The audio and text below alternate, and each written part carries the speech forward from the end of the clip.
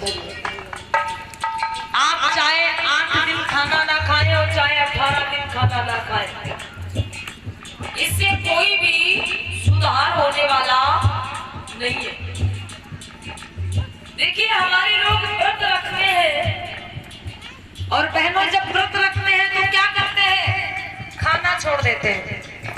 यही तो, बस रोटी नहीं खाएंगे, खाना नहीं खाएंगे। अरे भैया, हमें जिन चीजों का व्रत रखना चाहिए उनका हम व्रत रख नहीं रहे, खाने का व्रत रख रहे हैं, भोजन का व्रत रख रहे हैं। माताओं, बहनों और भाइयों, एक बात कहना चाहेंगे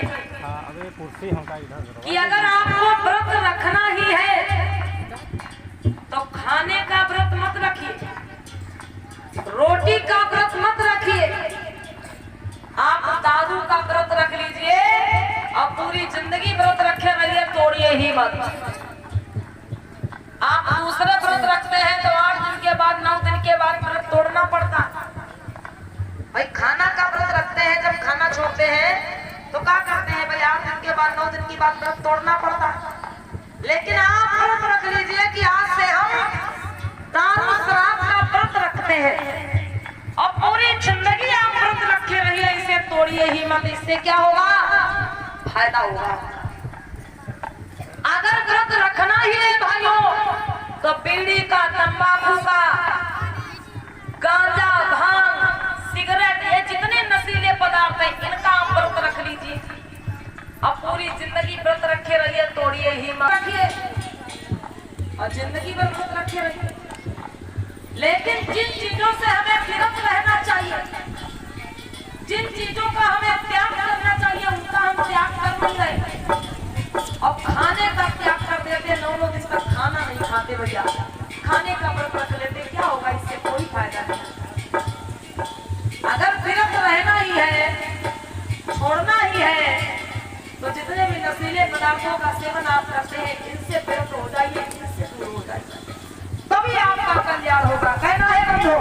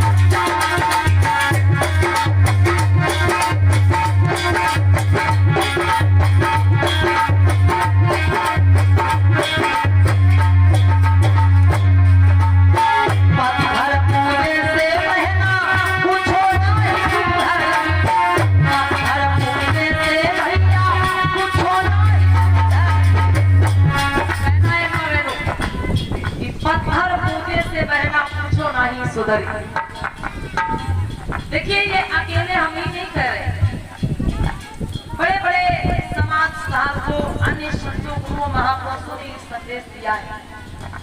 कबीर जी की बाणी में मिलता है कि पाथर पूजे हर मिले तो मैं पूजू पहाड़। ये किसने कहा था बहनों, संत कबीर जी ने क्या कहा कि पत्थर पूजे हर मिले तो मैं पूजू पहाड़ और चाहे तो चकिया भली चीज खाए संसार। ये कबीर जी की बाणी में मिलता है। दुनिया ऐसी बावली पाथर पूजन जाए, दुनिया ऐसी बावली पाथर पूजन जाए और घर की चकिया कोई न पूजे जाको पीसा खाए। मेरी बहनों, इसलिए ये पत्थर पूजा से कोई कल्याण नहीं होने वाला। जितना पैसा आप इन आडंबरों में खर्च कर रहे हैं, ये पैसा आप बचाइए और अपने बच्चों को पढ़ाइए, लिखाइए, अपने बच्चों को शिक्षित करिए, तभी आपका विकास होगा, भला होगा। कहना है माननीय फकीरे नाना जी की तरफ से जन बराबर से ये 50 राष्ट्रीय मुद्रा में भेंट हो रहे थे। जोरदार तालियां दादाजी के लिए बजा दीजिए। का भला हो पाया न आपका भला होगा। इसलिए बहनों, ये अपना पैसा अपना समय वहां से बचा के अपने बच्चों की शिक्षा पे खर्च करो, जिससे ही आपका भला होगा। माताओं बहनों, एक बात कहना चाहेंगे। देखिए, अगर एक बिल्ली के सामने मिट्टी या पत्थर का चूहा बना के रख दिया जाता है, बिल्ली के सामने मिट्टी या पत्थर का चूहा बना के रख दिया जाता है, और कितनी अच्छी भैया उसकी पेंटिंग कर दी जाए। बिल्ली के सामने मिट्टी या पत्थर का चूहा बना के रख दिया जाए, माताओं बहनों, कभी भी बिल्ली मिट्टी या पत्थर के बने चूहे पे झपट्टा नहीं मारती। बोलो, झपट्टा मारती है बिल्ली? नहीं।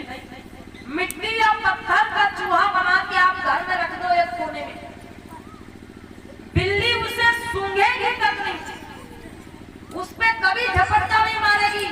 वो बिल्ली दूर से ही पहचान जाएगी ये चूहा लोकल है, मिट्टी का है, पत्थर का। मतलब एक बिल्ली जो मिट्टी और पत्थर के बने चूहे पर कभी झपट्टा नहीं मारती, वो देखते ही पहचान जाती है चूहा लोकल है, मिट्टी का है, पत्थर का है।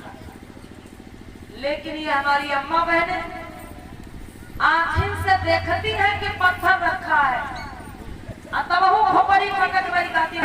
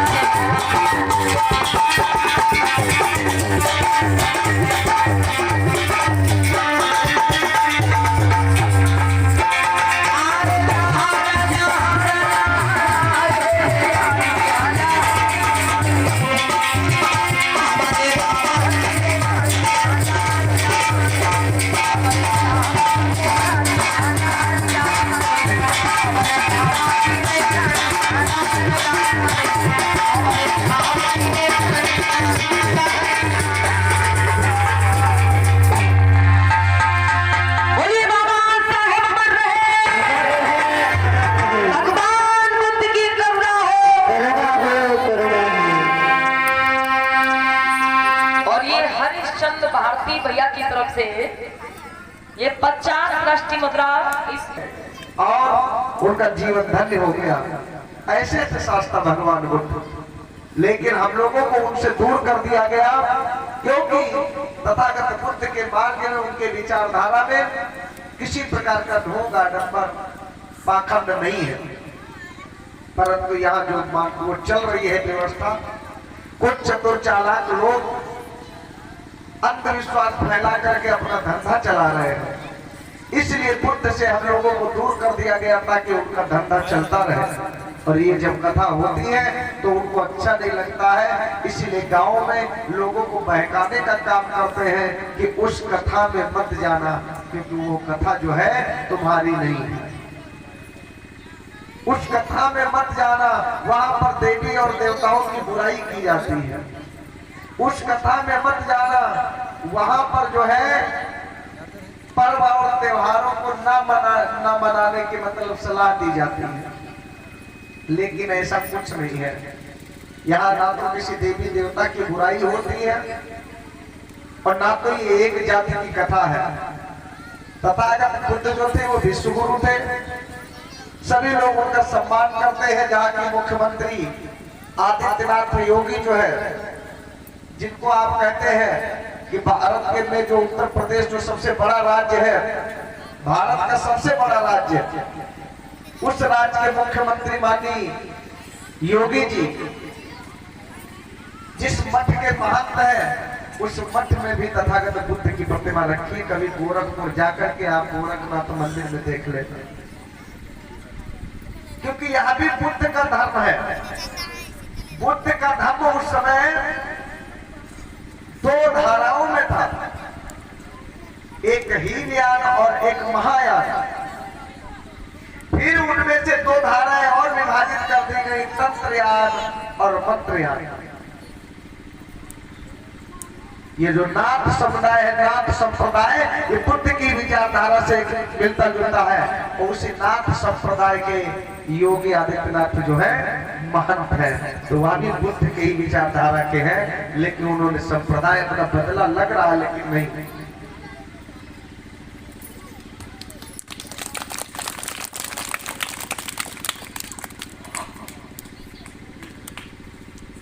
बहुत बहुत साधुवाद मानी श्री राम दादा जी को,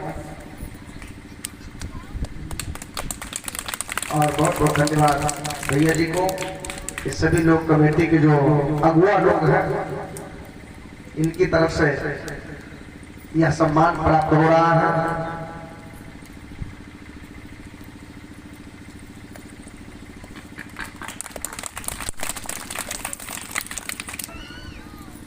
इसी प्रकार से महाराज प्रसेनजित को कोई नहीं जानता था। महाराज प्रसेनजित बुद्ध के शरण में गए, उनका जीवन धन्य हो गया। उसी प्रकार से बाबा साहब डॉक्टर भीमराव अंबेडकर विदेश में पढ़ते थे, परंतु उनकी कहीं पर चर्चा परिचर्चा नहीं होती थी, लोग इतना नहीं जानते थे। लेकिन जो ही उन्होंने बुद्ध के धर्म को ग्रहण किया, लाखों लोगों की संख्या के साथ, लाखों लोगों के साथ डॉक्टर भीमराव अंबेडकर जी ने जो बुद्ध के धर्म को ग्रहण किया, विश्व में विख्यात हो गया। आज भी माननीय प्रधानमंत्री नरेंद्र मोदी जी विदेश में जाते हैं तो उनकी कोई पहचान नहीं है, लेकिन जब वह जाते हैं कहते हैं कि मैं बुद्ध और अशोक की धरती से आया हूँ, तभी उनको शक्ति मिलती है, उन्हें सम्मान मिलता है, उनकी पहचान होती है। क्योंकि इस भारत की पहचान आज भी विदेशों में बुद्ध और अशोक से की जाती है। परंतु हम लोग नहीं समझते, क्योंकि यहाँ के जो राजा महाराजा हैं विदेश में तो कहते हैं मैं बुद्ध की धरती से आया हूँ और मैंने भारत को युद्ध नहीं बुद्ध दिया है, लेकिन वह जब विदेश से भारत को वापस आते हैं तो बुद्ध को फिर भूल जाते हैं। बुद्ध के नाम पर करोड़ों रुपए, अरबों रुपए उनको दान मिलता है, वहां से दान मिलता है कि जाओ बुद्ध की धरती का विकास करो, बुद्ध के धर्म का प्रचार प्रसार करो। लेकिन यहाँ जब आते वही पैसा आपके खिलाफ खर्च किया जाता है। मैं नहीं कहता हूं, यह हकीकत है। लेकिन ये न्यूज जो आप टीवी देखते हैं, 95% भैया जी हमारे उपस्थित है, नाराज नहीं होंगे, 95% जो मीडिया में आप लोगों को समाचार खबरें दिखाई जाती है, 95% झूठ दिखाई जाती है। 5% जो अच्छे लोग हैं, वैचारिक लोग हैं, स्वाभिमानी लोग हैं, वो असली और ओरिजिनल खबर दिखाते हैं। जैसे एबीपी न्यूज हम तो देखते रहते हैं, लेकिन सबसे झूठी एक मीडिया है, नाम नहीं लेना चाहिए। टीवी पे मोबाइल में सबसे ज्यादा आते हैं आज तक, कभी भी जो अच्छी खबर होती नहीं दिखती, जो सही है मैं बता रहा हूं। जितना कोरोना बढ़ा था तो सब आज तक न्यूज ने बढ़ाया, बढ़ाया था नहीं बढ़ाया। जितना डर और दहशत था सब उसी न्यूज की वजह से बढ़ा। आज भी मोबाइल पे जब हम फोन करते तो कोरोना की प्रचार आज भी आती है। चीन का कोरोना, अमेरिका का कोरोना, रूस का कोरोना, इटली का कोरोना, हर जगह का खत्म हो गया, लेकिन भारत में भी खत्म नहीं हुआ। इसका मतलब समझ लीजिए, ये कोरोना नहीं है, इसके पीछे भी राजनीति की जा रही है। समझने की जरूरत है, क्योंकि कोरोना काल में कोई विधायक, मंत्री, सांसद, मुख्यमंत्री, प्रधानमंत्री नहीं मरा। कोरोना सबके हुआ लेकिन मरा कोई नहीं। लेकिन गरीब लोग जो जुकाम से भी मर गए, उनको घोषित कर दिया गया कि कोरोना से मर गए। भारत में मरने वालों की संख्या अब कोरोना नहीं है तो कोरोना काल से ज्यादा है, लेकिन कोरोना काल में गिनती होती थी, इसीलिए लगता था